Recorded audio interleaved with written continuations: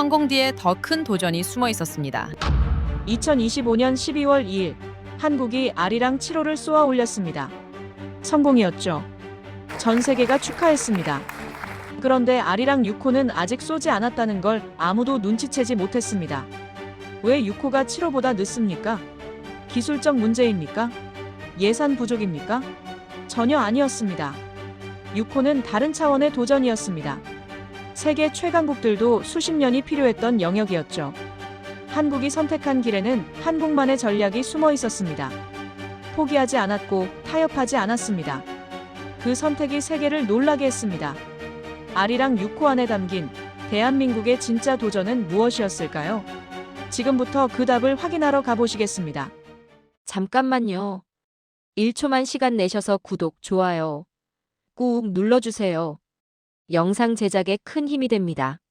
자, 그럼 시작할게요. 성공엔 두 가지가 있습니다. 빠른 성공과 완벽한 성공. 2025년 12월, 한국은 선택했습니다. 7호를 먼저 올리고 6호는 기다리기로. 왜입니까? 저는 25년간 위성을 만들었지만 그날 처음 알았습니다. 어떤 기술은 시간보다 정확함을 선택한다는 걸. 저는 로버트 밀러입니다. 유럽 우주국 소속 위성 엔지니어입니다. SAR 위성 레이더로 지구를 보는 기술의 전문가죠. 수십 개의 유럽 주요 정찰 위성이 제 손을 거쳐 궤도로 올라갔습니다. 그런 제가 2025년 12월 한국의 데이터 앞에서 처음으로 당황했습니다. 2025년 12월 2일이었습니다. 아리랑 7호가 하늘로 올라갔죠. 발사 성공. 전 세계 언론이 환호했습니다. 한국의 또 하나의 성공이라고 보도했죠. 저 역시 축하 메시지를 보냈습니다. 광학위성 기술로선 분명 훌륭한 성과였으니까요. 그런데 이상했습니다. 저는 한국항공우주연구원의 발사 일정 보고서를 다시 펼쳤습니다. 다음 프로젝트를 확인하려고 했죠. 그런데 그 순간 제 손이 멈췄습니다. 보고서 마지막 줄에 단 한 문장이 남아 있었습니다. 6호 발사 대기. 뭡니까 이게? 7호가 먼저 올라갔는데 6호는 왜 아직 땅 위에 있습니까? 번호가 뒤바뀐 겁니까? 저는 25년간 위성 프로젝트를 봐왔지만 이런 경우는 처음이었습니다. 순서가 바뀐다는 건 뭔가 심각한 문제가 있다는 신호죠. 저는 즉시 6호 데이터를 열어봤습니다. 첫 페이지를 보는 순간 저는 이해했습니다. 아, 이건 단순한 지연이 아니구나. 6호는 광학 위성이 아니었습니다. SAR 위성이었죠. 합성 개구 레이더 시스템. 빛이 아닌 전파로 지표를 읽는 위성입니다. 광학 위성은 태양빛을 이용합니다. 카메라처럼 빛을 받아서 이미지를 만들죠. 밤엔 못 보고 구름 아래도 못 봅니다. 비가 오면 무용지물입니다. 하지만 SAR은 완전히 다릅니다. 스스로 마이크로파를 쏘고 반사되는 신호를 분석합니다. 밤에도 보고 구름을 뚫고 봅니다. 날씨도 시간도 상관없죠. 그래서 저는 이렇게 말합니다. 광학은 보는 눈이지만 SAR은 듣는 귀입니다. 완전히 다른 기술이죠. 완전히 다른 차원입니다. SAR 기술을 독자 개발한 나라가 몇 개나 됩니까? 미국, 독일, 일본, 이탈리아. 세계에서 딱 몇 개국뿐입니다. 그것도 수십 년의 시행착오를 거쳐서 겨우 도달한 기술이죠. 그런데 한국이 여기 도전하고 있었던 겁니다. 독자적으로. 처음부터 끝까지. 저는 데이터를 더 깊이 파고들었습니다. 그리고 숨이 멎었습니다. 안테나 반경만 5m입니다. 배열 정확도 오차는 1mm 이내여야 하죠. 1mm입니다. 머리카락 10개 두께보다 작은 오차를 우주에서 유지해야 한다는 겁니까? 반사파 분석 속도는 0.001초 단위입니다. 1000분의 1초죠. 오차가 0.01도만 생겨도 지상 데이터가 수백 미터 틀어집니다. 이게 무슨 의미인지 아십니까? 군사 정찰에서 수백 미터 오차는 완전히 다른 정보를 의미합니다. 이건 위성이 아니었습니다. 궤도 위 실험실이었죠. 아니, 궤도 위 정밀 측정기였습니다. 저는 보고서를 계속 넘겼습니다. 지상 시뮬레이션만 수천 회. 열환경 시험, 진동 시험, 위상 교정 시험만 2년입니다. 2년 동안 같은 실험을 반복하고 있다는 겁니까? 그제야 이해했습니다. 왜 6호가 늦는지. 이건 광학 위성처럼 빨리 쏠 수 있는 게 아니었습니다. 정밀함의 한계에 도전하는 프로젝트였죠. 한치의 오차도 용납할 수 없는 기술이었습니다. 7호의 성공 뒤에 세상은 환호했습니다. 하지만 한국항공우주연구원 지하 시험동에선 환호가 없었습니다. 6호 팀은 여전히 데이터를 보고 있었죠. 침묵 속에서 저는 보고서 여백의 한 줄을 적었습니다. 이건 지연이 아니라 정밀함의 진화다. 7호의 성공은 끝이 아니었습니다. 진짜 도전은 지금 땅 위에서 시작되고 있었습니다. 그리고 저는 그 도전의 의미를 이제야 알기 시작했습니다. 저는 그날 밤 6호 기술 보고서를 처음부터 끝까지 읽었습니다. 200페이지가 넘는 문서였죠. 읽으면 읽을수록 저는 한 가지 확신을 갖게 됐습니다. 이건 단순한 위성 프로젝트가 아니라는 걸. SAR 시스템의 핵심을 말씀드리겠습니다. 광학위성은 태양빛을 기다립니다. 빛이 와야 보이죠. 하지만 SAR은 기다리지 않습니다. 스스로 마이크로파를 쏩니다. 그리고 돌아오는 신호를 분석하죠. 그들은 태양이 없어도 세상을 봅니다. 밤에도 봅니다. 구름 속도 봅니다. 폭우가 쏟아져도 봅니다. 광학이 눈이라면 SAR은 박쥐의 초음파입니다. 어둠 속에서도 정확하게 세상을 읽어내죠. 제가 유럽에서 테라에스 ARX를 개발할 때도 이 원리를 썼습니다. 전파를 쏘고 반사되는 시간과 강도를 측정하죠. 그 데이터로 지표면을 그려냅니다. 간단해 보입니까? 천만의 말씀입니다. 그런데 문제가 뭡니까? 이 기술이 너무나 정밀해야 한다는 겁니다.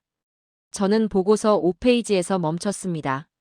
안테나 사양을 보는 순간이었죠. 반경 5m. 배열 정확도 오차 플러스 마이너스 1mm 이내. 1mm입니다. 머리카락 10개를 나란히 놓은 두께죠. 이게 무슨 의미입니까? 5m짜리 안테나를 우주로 쏘아 올립니다. 발사 과정에서 엄청난 진동을 겪죠. 궤도에선 영하 100도와 영상 100도를 오갑니다. 금속은 팽창하고 수축합니다.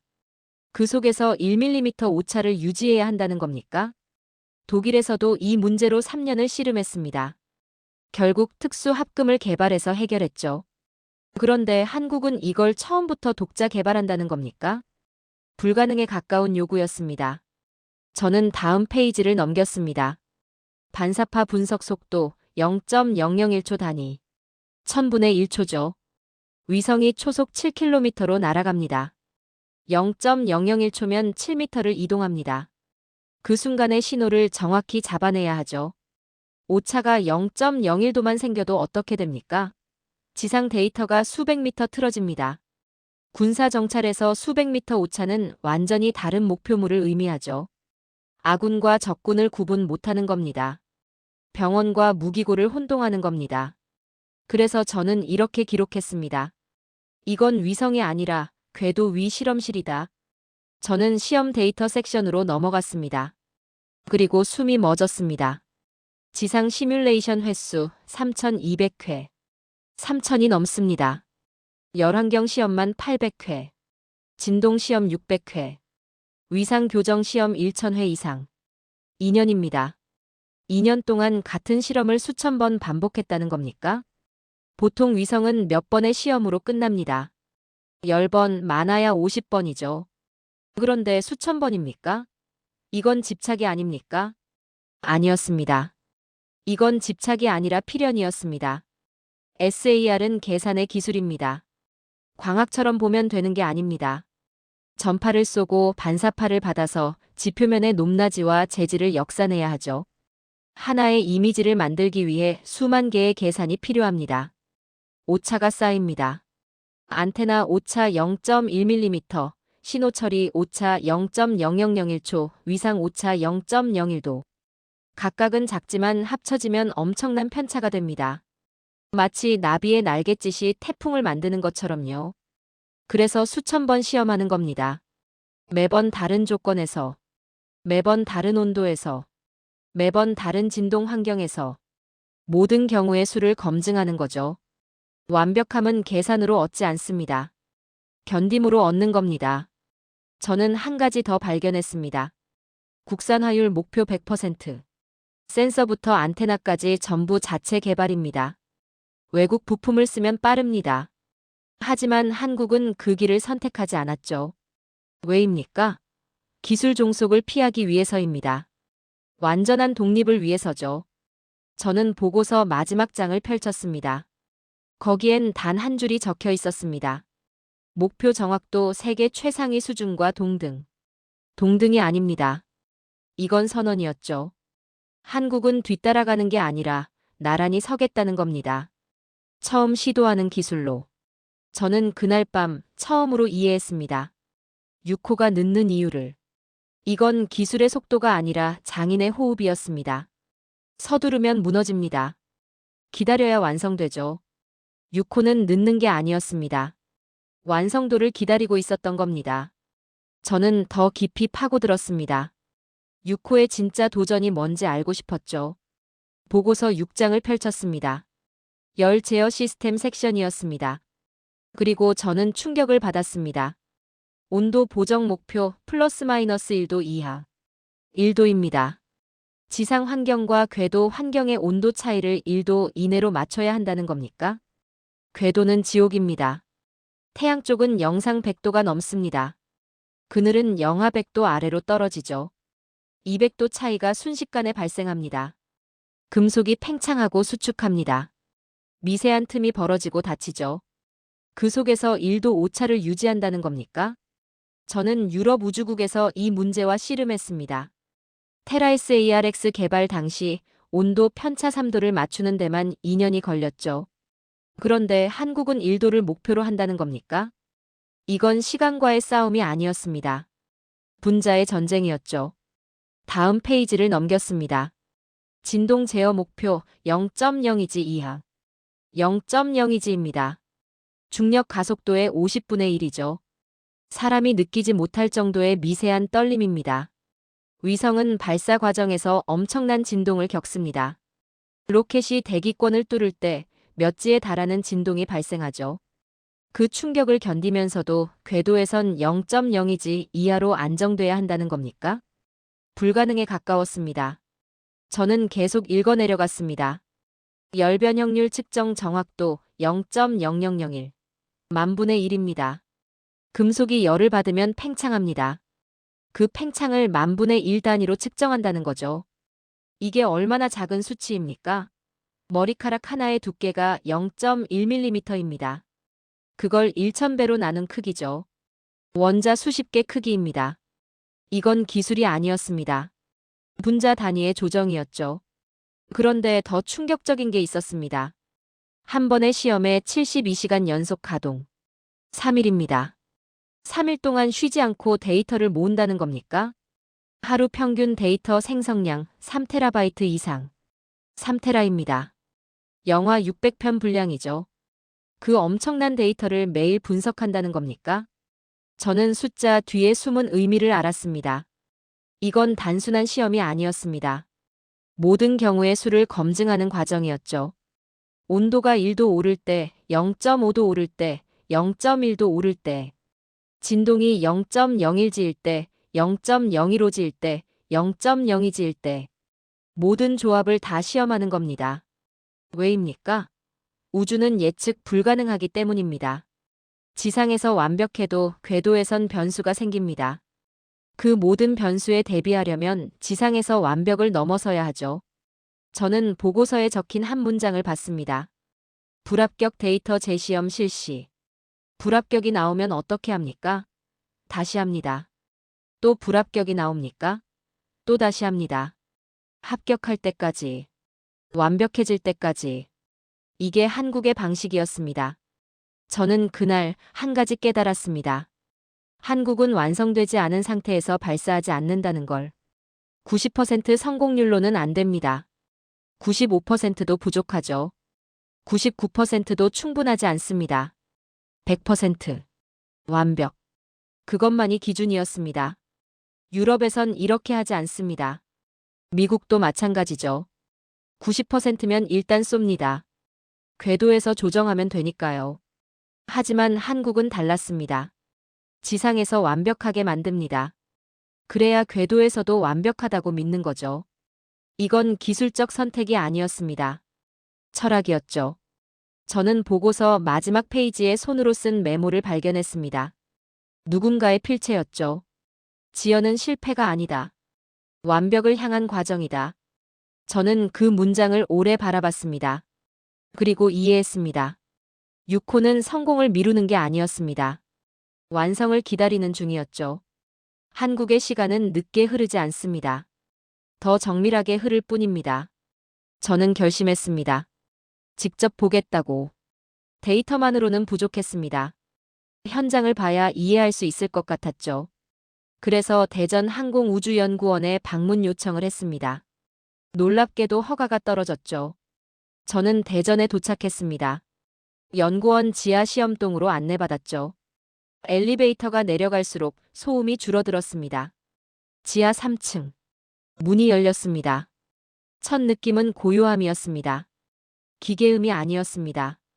금속이 숨쉬고 있었죠. 시험동 중앙에 거대한 챔버가 있었습니다. 열 진공 챔버라고 했습니다.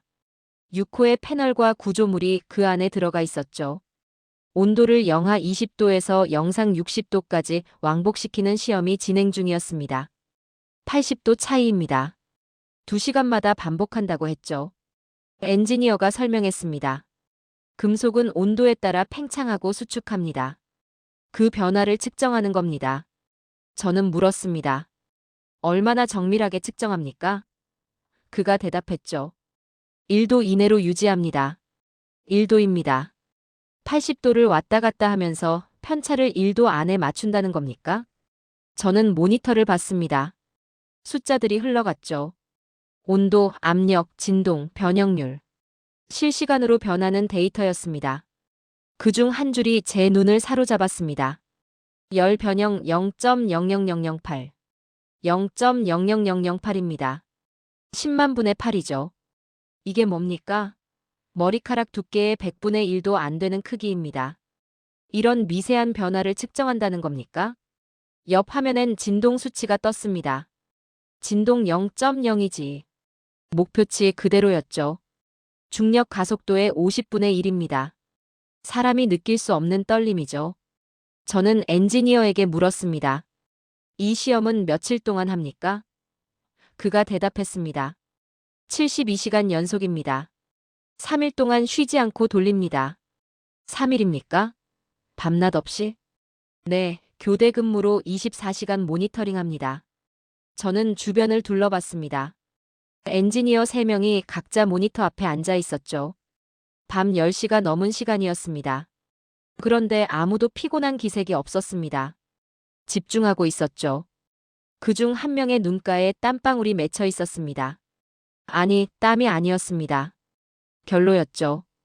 챔버에서 나오는 냉기 때문에 실내 온도가 낮았습니다. 그 차가운 공기 속에서 그들은 밤을 지새우고 있었던 겁니다. 저는 물었습니다. 왜 밤에도 합니까? 엔지니어가 대답했습니다. 낮엔 외부 온도 변화가 큽니다. 밤이 더 안정적이죠. 그들은 온도를 재고 있었습니다. 기계의 온도가 아니라 시간의 온도를 재는 것 같았죠. 챔버 안에서 소리가 났습니다. 딱 하는 소리였습니다. 미세하지만 분명했죠. 금속이 수축하는 소리였습니다. 온도가 내려가니까 금속이 오그라드는 겁니다.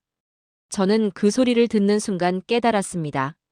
이건 시험이 아니라 기술의 수행이었습니다. 종교적 의식처럼 정확하고 엄숙했죠. 저는 모니터 한쪽에 녹색 글자를 봤습니다. 패스. 합격이라는 뜻이었죠.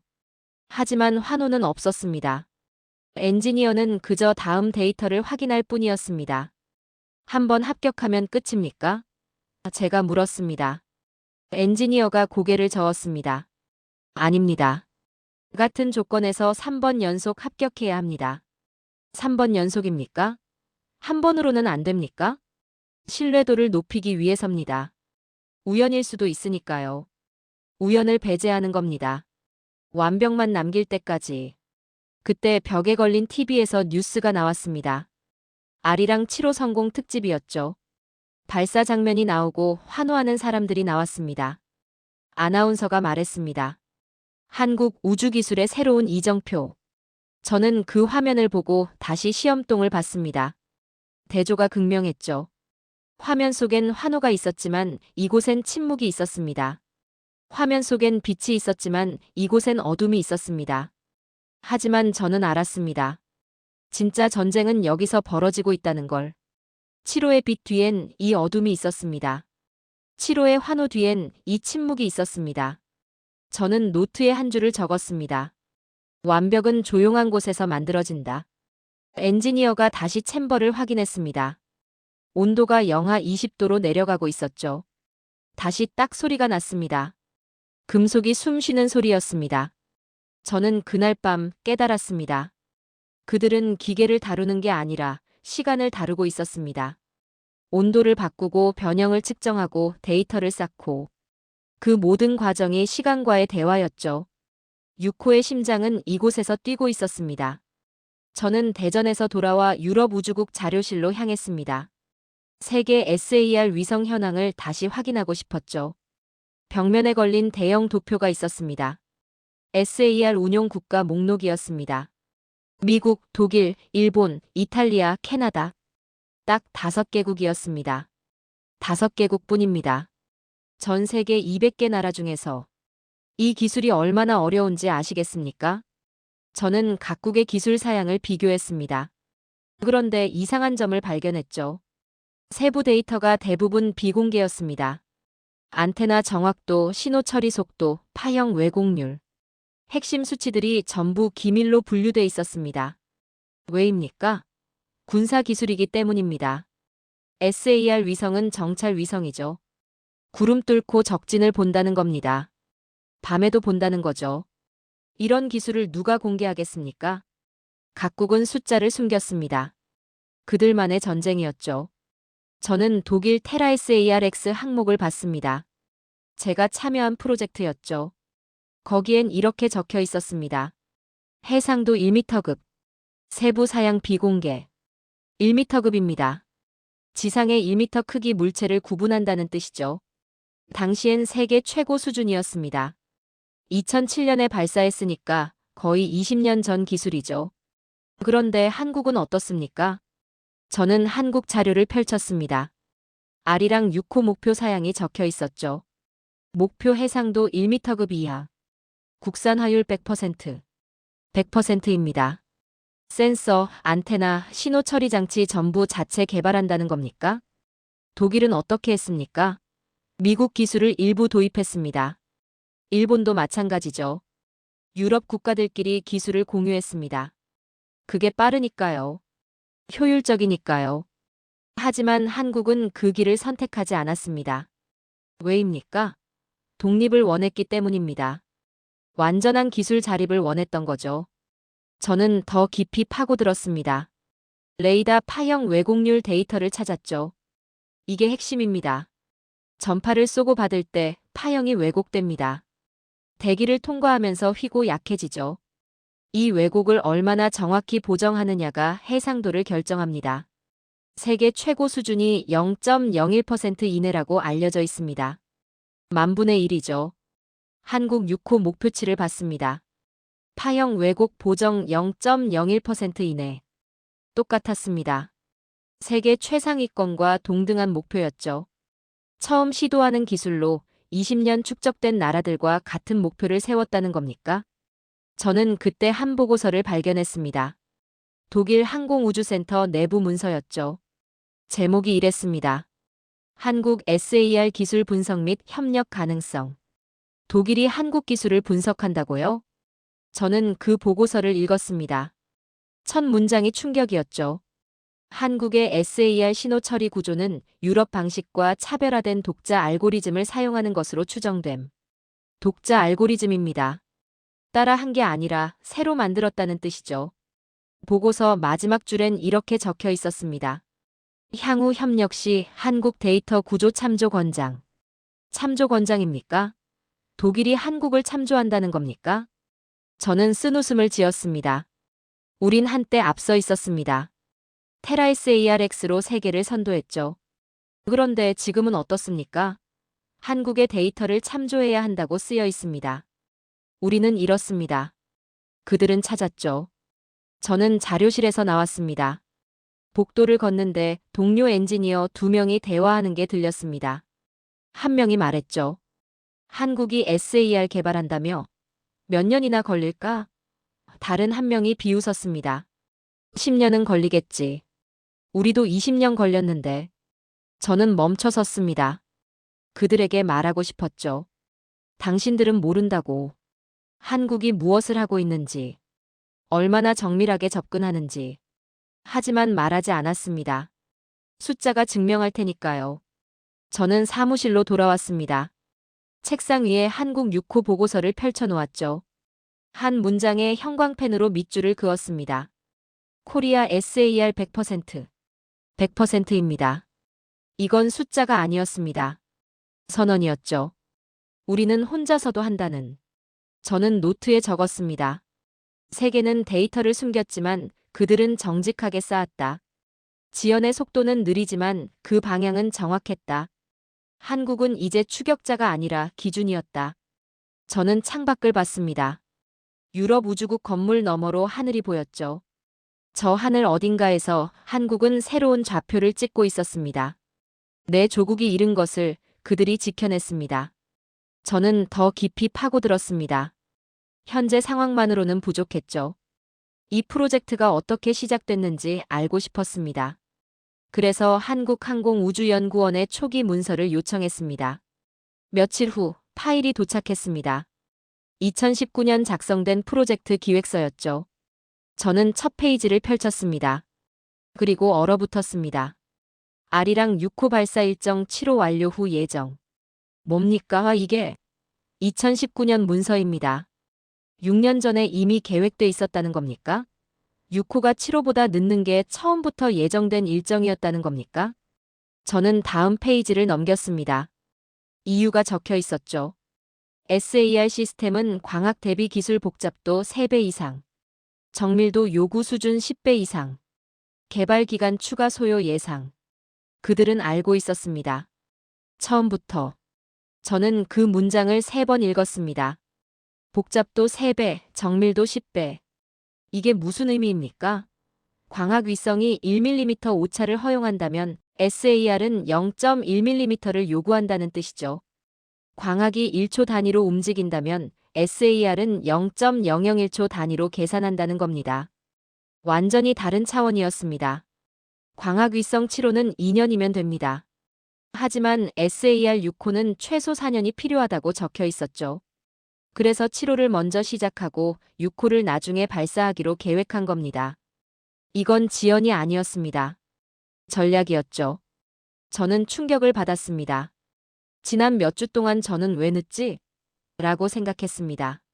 하지만 그들에겐 늦은 게 아니었던 겁니다. 원래 계획이었죠. 한국은 서두른 적이 없었습니다. 저는 계속 문서를 읽었습니다. 개발 단계별 계획이 상세히 적혀 있었죠. 설계 1년, 제작 2년, 시험 2년. 총 5년 계획이었습니다. 각 단계마다 체크포인트가 설정돼 있었고 품질 기준이 명시돼 있었습니다. 회의록이 첨부돼 있었습니다. 저는 그 문서를 읽었죠. 팀 리더의 발언이 기록돼 있었습니다. 지금 쏘면 성공률 90%. 하지만 우리는 100%를 원한다. 90%로는 안 된다는 겁니까? 원래 계획도 이미 충분히 길었는데 거기서 또 1년을 더 한다는 겁니까? 저는 그 문장을 오래 바라봤습니다. 그리고 이해했습니다. 이건 집착이 아니었습니다. 신념이었죠. 그들은 2번 완벽을 선택했습니다. 첫 번째는 7호보다 늦게 시작할 때, 두 번째는 90%를 거부할 때. 유럽에선 어떻게 합니까? 미국은요? 90%면 일단 쏩니다. 궤도에서 조정하면 되니까요. 실패하면 다음 호기를 준비하죠. 그게 현실적입니다. 효율적이고요. 하지만 한국은 달랐습니다. 지상에서 100%를 만들겠다는 겁니다. 실패의 가능성을 아예 제거하겠다는 거죠. 저는 시험 데이터 파일을 열었습니다. 엔진 재가열 테스트 기록이 있었죠. 횟수를 봤습니다. 264회. 264회입니다. 그들은 지난 1년 동안 같은 시험을 200번이 넘게 반복했던 겁니다. 매번 조건을 바꿔가며 온도를 바꾸고 압력을 바꾸고 진동을 바꾸고 모든 경우의 수를 검증했던 거죠. 신소재 조합만 4종류를 테스트했다고 했습니다. 각각 열 팽창 특성이 다른 소재들이었죠. 최적의 조합을 찾기 위해 수백 번 시도했던 겁니다. 최종 결과를 봤습니다. 열 팽창률 0.00009, 목표치 0.0001보다 낮았습니다. 그들은 목표를 넘어섰던 겁니다. 저는 그제야 깨달았습니다. 6호는 한 번도 늦은 적이 없었습니다. 원래 계획대로 움직였고 그 계획 안에서도 완벽을 추구했을 뿐이죠. 세상은 지연이라고 했습니다. 외신은 짧은 기사 몇 줄로 보도했죠. 한국 SAR 위성 일정 연기.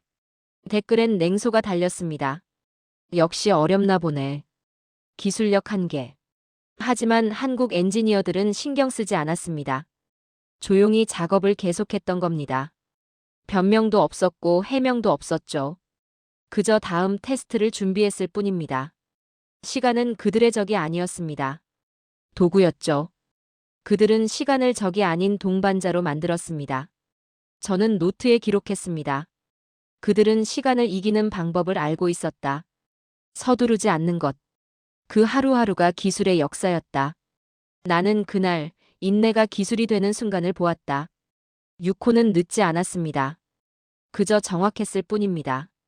저는 다시 대전을 찾았습니다. 최종 검증 단계를 직접 보고 싶었죠. 항공우주연구원 측에서 연락이 왔습니다. 발사 전 마지막 시뮬레이션을 진행합니다. 참관하시겠습니까?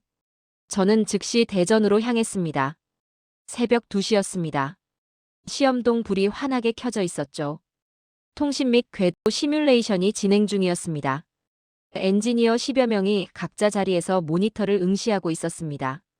조용했습니다. 키보드 소리와 냉각팬 소리만 들렸죠. 저는 메인 모니터를 봤습니다. 데이터 수신율이 실시간으로 표시되고 있었습니다. 99.995%, 99.996%, 99.997%. 숫자가 올라갔죠. 99.998%. 그리고 멈췄습니다. 엔지니어 한 명이 자세를 고쳐 앉았습니다. 다른 엔지니어가 화면을 확대했죠.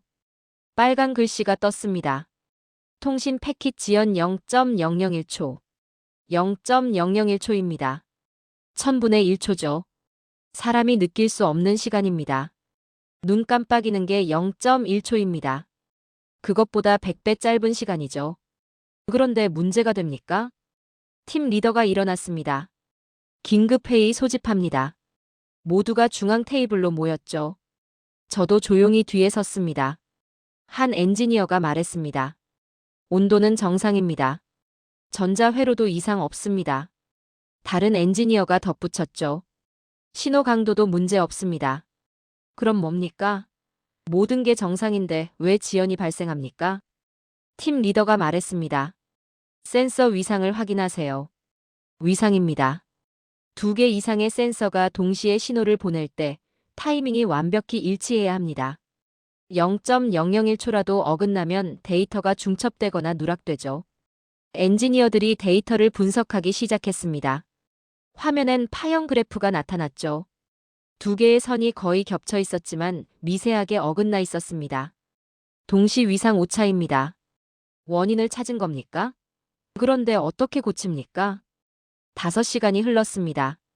새벽 7시가 됐죠. 창밖이 밝아지기 시작했습니다. 하지만 시험 동안은 여전히 긴장감이 흘렀습니다. 엔지니어 한 명이 외쳤습니다. 찾았습니다. 모두가 그에게 집중했죠.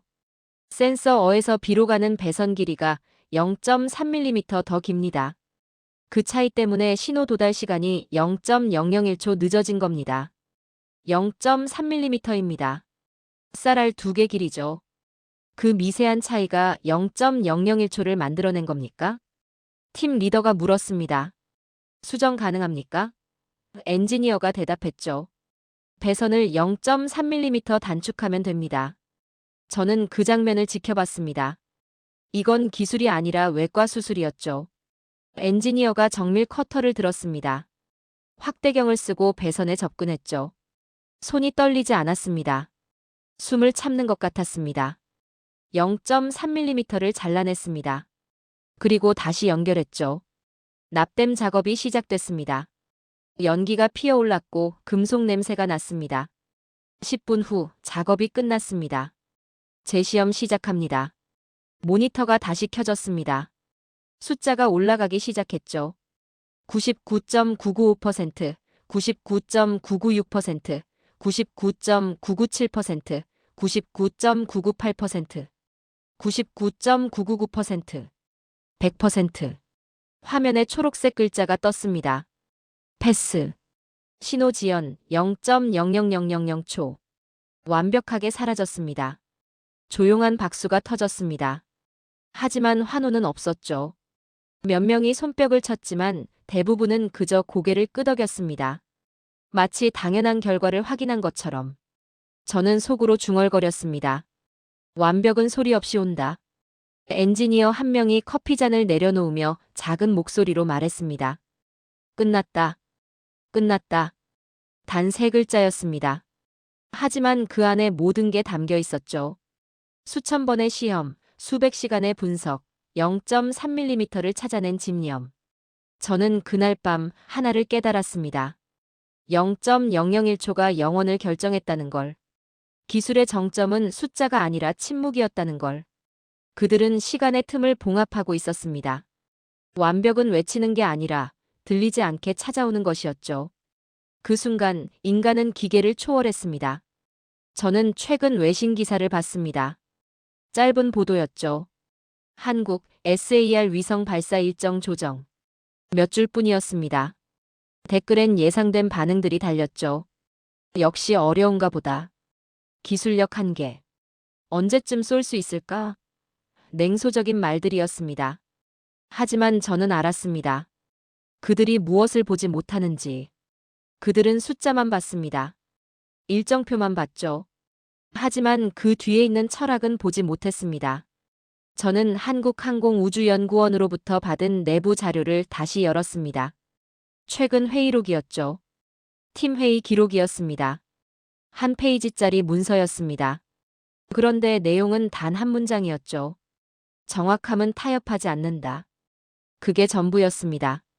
변명도 없었고 해명도 없었습니다. 일정 조정에 대한 긴 설명도 없었죠. 외부 압력에 대한 대응도 없었습니다. 단 한 문장으로 모든 걸 말했습니다. 저는 그 문장을 오래 바라봤습니다. 그리고 깨달았습니다. 그들은 일정표를 관리하는 게 아니었습니다. 신념을 관리하고 있었던 겁니다. 세상이 뭐라고 하든 그들에겐 중요하지 않았습니다. 중요한 건 단 하나였죠. 완벽한가 아닌가. 저는 지난 대전 방문 때 들었던 엔지니어의 말을 떠올렸습니다. 저희는 숫자를 봅니다. 의견은 보지 않습니다. 그때는 단순한 대답으로 들렸습니다. 하지만 지금 이 회의록을 보니 이해됐죠. 그건 대답이 아니라 원칙이었습니다. 흔들리지 않는 기준이었던 겁니다. 저는 대전에서 본 장면들을 떠올렸습니다. 관제실 대형 모니터에 R이랑 7호 데이터가 실시간으로 전송되고 있었죠. 발사 며칠 만에 벌써 지구 영상을 보내고 있었습니다. 선명한 화질이었습니다. 세계가 감탄하는 품질이었죠. 그 옆 책상 위엔 6호 모형이 놓여 있었습니다. 아직 지상에 있는 위성이었죠. 완성을 기다리는 중이었습니다. 7호는 이미 하늘에 있었지만 6호는 아직 땅 위에 있었습니다. 그 대비가 선명했죠. 하지만 저는 알았습니다. 어느 쪽이 더 중요한지가 아니라는 걸. 둘 다 각자의 시간을 살고 있다는 걸. 7호는 빠르게 움직였습니다. 6호는 천천히 완성되고 있었죠. 속도가 다를 뿐 방향은 같았습니다. 완벽을 향해. 그날 회의실 화이트보드에도 똑같은 문장이 적혀 있었습니다. 정확함은 타협하지 않는다. 저는 그 문장 앞에서 한참을 섰었죠. 그리고 휴대전화를 꺼내 사진을 찍었습니다. 기록으로 남기고 싶었죠. 이 한 문장이 한국의 모든 것을 설명한다고 생각했습니다. 그들은 지연을 두려워하지 않았습니다. 세상의 평가도 두려워하지 않았죠. 두려워한 건 단 하나였습니다. 불완전함. 완벽하지 않은 채로 하늘에 오르는 것. 그게 그들이 가장 두려워하는 일이었습니다. 저는 생각했습니다. 이게 늦은 겁니까? 아니면 기준을 만드는 과정입니까? 세상은 빠르다와 늦다로 판단합니다. 하지만 한국은 정확하다와 정확하지 않다로 판단했죠. 그게 차이였습니다. 그게 한국이 선택한 길이었습니다. 저는 보고서를 작성하기 시작했습니다. 제목은 이렇게 붙였죠. 아리랑 6호 시간과 품격의 경계에서. 마지막 문단에 이렇게 썼습니다. 나는 수많은 발사를 봐왔다. 그러나 이 위성처럼 아직 땅 위에 있는 완성은 처음이었다. 그들은 지연을 두려워하지 않았다. 완벽을 향해 걷는 속도가 느려도 궤도는 한치의 흔들림이 없었다. 한국의 시간은 늦게 흐르지 않는다. 더 정밀하게 흐를 뿐이다. 6호는 아직 오르지 않았습니다. 하지만 이미 완성돼 있었죠. 지연은 그들의 언어였습니다. 정확함이 그들의 목소리였죠. 그리고 그 목소리는 언젠가 세계의 기준이 될 것입니다.